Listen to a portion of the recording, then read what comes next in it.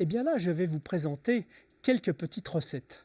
D'abord, je ne vais rien vous dire sur ces recettes, mais je vais vous montrer des choses. Alors vous voyez là, j'ai deux flacons, un flacon bleu et un flacon jaune. S'ils sont bleus et jaunes, c'est parce que j'y ai mis un colorant alimentaire. Maintenant, voyons. Je dépose un peu du premier, un peu du second, et hop, je tire un fil. Bon, explication scientifique. Le premier produit est ce qu'on appelle un épaississant. Ça veut dire que, quelle que soit la concentration, il ne gélifiera pas. Le deuxième, par contre, est un gélifiant une fois combiné avec le premier élément. Comment ça marche? Ben, c'est très simple.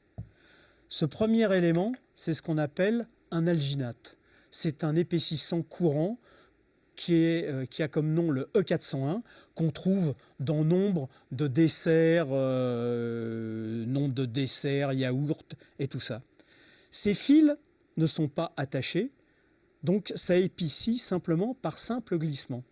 Et la deuxième bouteille contient ce que je vais appeler un crochet. Ce crochet, c'est du calcium. Et ce crochet, en fait, est double. Il peut s'accrocher sur une fibre et il peut s'accrocher sur la deuxième fibre. Ben, ça y est, vous avez compris le système. J'accroche les fibres les unes aux autres et je suis en train de tirer un fil. Bon, si ce n'est que dans le cas présent, ce sont des milliards de fibres que j'ai tirées. Ce que je voudrais aussi vous montrer, c'est que tout ça peut faire des espèces de poches dans lesquelles de l'eau va se trouver piégée.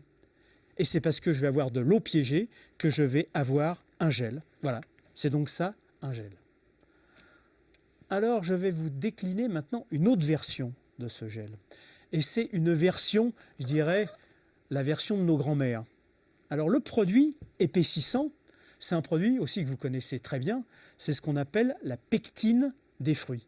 Tous les fruits en contiennent plus ou moins, notamment par exemple les pommes, il y a beaucoup de pectine. Et vous savez que nos grands-mères faisaient des confitures dans des chaudrons en cuivre. Alors pourquoi en cuivre? Ben, vous allez comprendre tout de suite. Je mets de la pectine, là j'ai mis du sulfate de cuivre.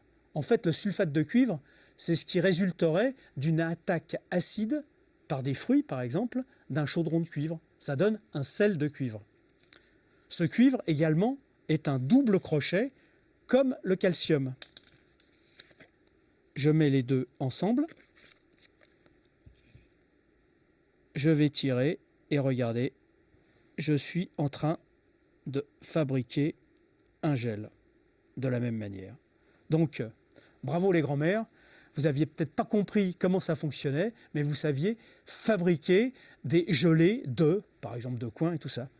Et pour terminer en beauté, une dernière petite recette avec les mêmes épaississants que j'ai coloré en rouge et que j'ai coloré en violacé noir.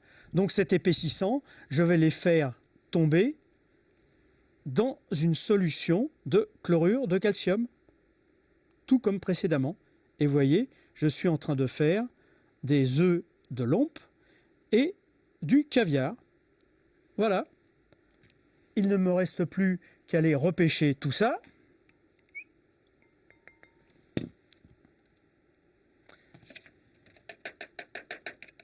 Et maintenant, regardez, je vous dis bon appétit et à la prochaine fois. Pas mal, hein? Pas mal du tout.